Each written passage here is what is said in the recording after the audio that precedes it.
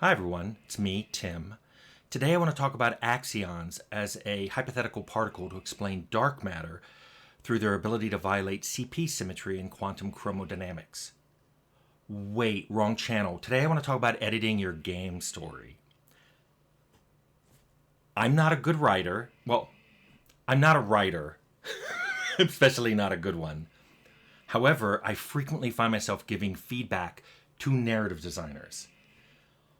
Because of my ability, my feedback doesn't take the form of, do this, I know better. But instead, I give feedback in the form of, I know what you're trying to do, and it's not coming through. Now, sometimes I know what they're trying to do because I've talked to them, or it's one of the discussed pillars we had for here's what I want the characters to do. Sometimes it's just I am playing this character and I'm like, this character seems to be trying to be my friend, but they're just coming across as a sarcastic jerk that I don't want anywhere near me.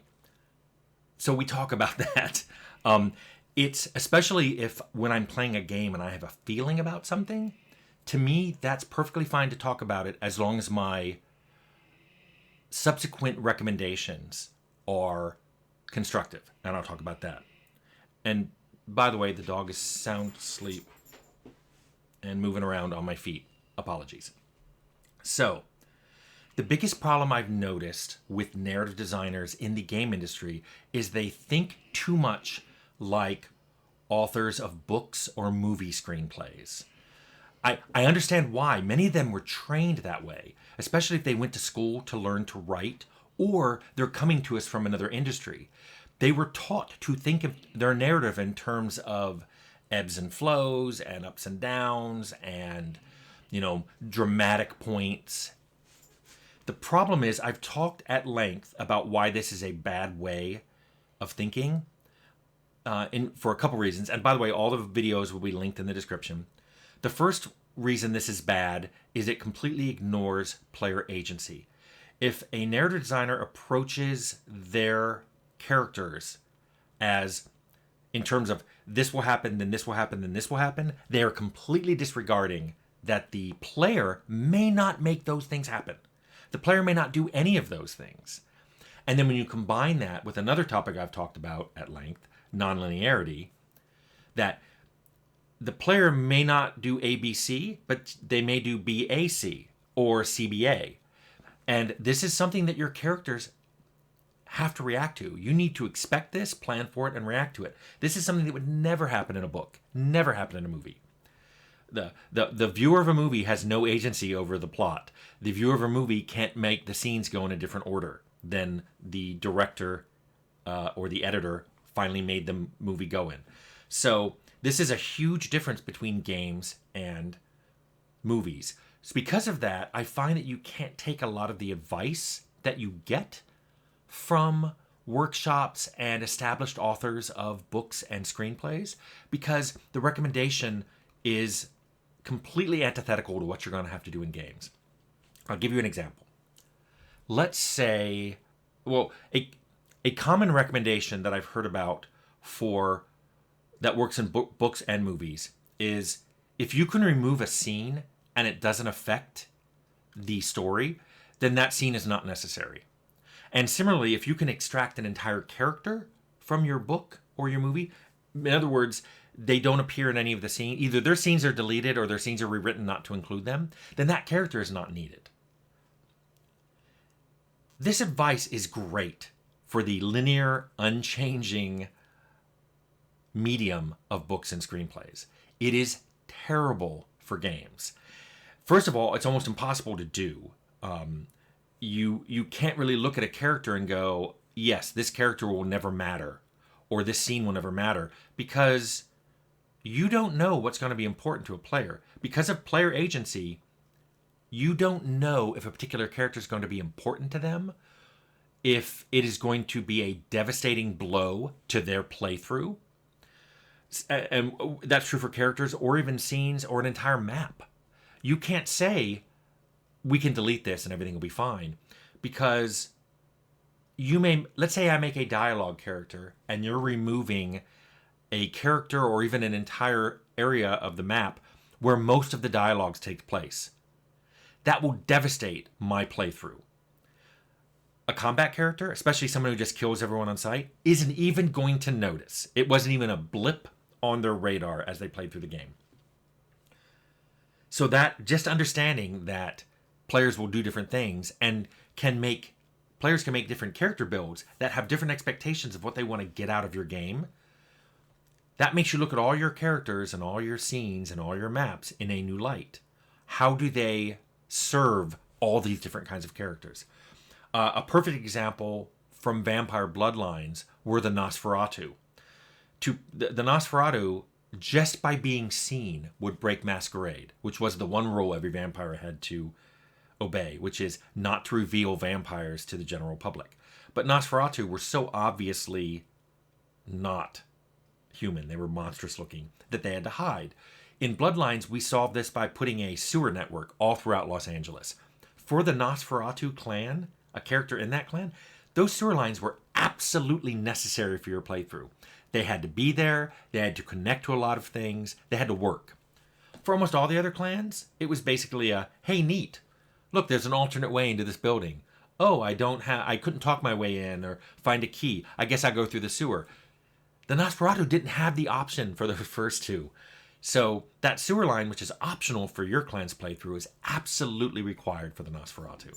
So trying to use that advice of, can I remove this and it won't affect the game? Yeah, for most of the clans, it won't affect anything. For the Nosferatu, it will devastate them.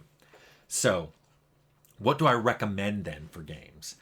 And this is an interesting thing because I'm going to say diversity, and I'm going to explain what I mean. In order to make sure that you've edited your game story correctly, you yourself, if you can, and I'll talk about this, should play it with a variety of different character builds. So there needs to be a diversity in your own testing patterns. You need to be able to shake it up. Now, some people can't do that. I've seen online a lot of people go, no matter how I start playing Skyrim, I always end up a stealth archer. If that's your way of playing, then you're going to have to rely on the other two ways of doing this, which is really diverse focus groups and having a really diverse QA team. Actually, having a diverse team in general will help. Diversity in all the different stages. I mean, if you have a very diverse writing staff, they will automatically think of all these different ways of going through the game. But diversity in your focus groups and QA are especially important for this point I'm making. And that is, you want your focus groups to be full of people who play differently and react differently to what's going on in the game, to see if your story can withstand their method of playing. This is really important for you to test to see if your story can hold up. Because the last thing you want to do is ship your game and then discover that, oh shoot, there's this one Bloodline clan that can't finish the game. Or worse, it's incredibly difficult to finish with them. If that's what you wanted, if you want to say, hey, it's really, really hard to finish Bloodlines with the Nosferatu, that's okay. But if you wanted all the Bloodlines to be kind of equally balanced, then it's not okay. Now, a number of you are probably going, I don't want to do this. I want to do my own thing. I'm trying to tell my story. I don't care about this. That's fine. If you're making a certain genre of game that's linear and has very little player agency, that's fine. Just bear in mind that some of your decisions are going to make your game very niche. It won't appeal to a lot of people because if they don't play the game the way you play the game, they're not going to care. And it doesn't mean your game isn't well crafted. It's just not entertaining to the people who don't play the way you play. And one other thing to throw in here about the diversity is me being colorblind has helped on many games that I've worked on, and even a few that I haven't. I have basically helped other companies work on their games when they found out that I was full colorblind. I think I mentioned I got sent an early version of Left 4 Dead from Valve to test the game, and I found things wrong with the interface. There were areas on maps that I could not see my crosshair from my gun, which was devastating if I got into a fight in that area of the map. So it's a weird thing to think colorblindness can help you make a better game for everyone, but that's an example of how a diversity in your testing group greatly helped you find things that were going to be bad for your game. And that, of course, has nothing to do with the story. That's a pure game mechanic thing. But if you accept that game mechanic improvement from a diverse testing group, then you've got to accept that it's going to help with your story as well. So, one last thing I want to say about offering edits to a game storyline. Maybe a few things. One, it is really easy to be negative when you're writing down your suggestions for storyline edits. And the reason for that is you're usually looking for problems. So when you look for problems, that means you're pointing them out.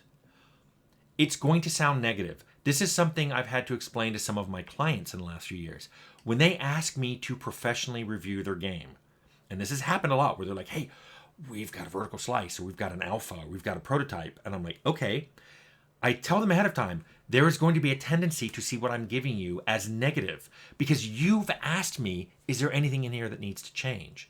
You're not asking me to validate how great your game is. You're effectively asking me to go, did we do everything right? And if my answer is no, I've got to tell you what I think you've done wrong. That's going to come across as a little negative. My suggestion here, and I have a video about that, is to always make sure that your review contains constructive solutions. Don't just say, God, your characters are written terribly. Say, hey, I've noticed your characters have a tendency to behave this way or treat the character this way, which makes me not want to interact with them, which led me to trying to do other things and then being forced to interact with them and being frustrated. Some of this is very subjective, but it's like I've talked about, almost everything about making a game is subjective. But if you can make your solution constructive, hey, could you have a character that isn't sarcastic? Could you have a character that isn't nasty to me, that's enjoyable to interact with? You may find that there's a lot more people who like playing your game. You don't have to do this as long as you have enough variety that I think one of the solutions would work for me in my playstyle.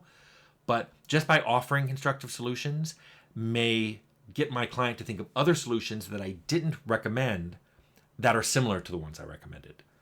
So, anyway, that's how I think game stories should be edited, even though I myself am not a good story writer. So I hope this helps you writing your own game stories.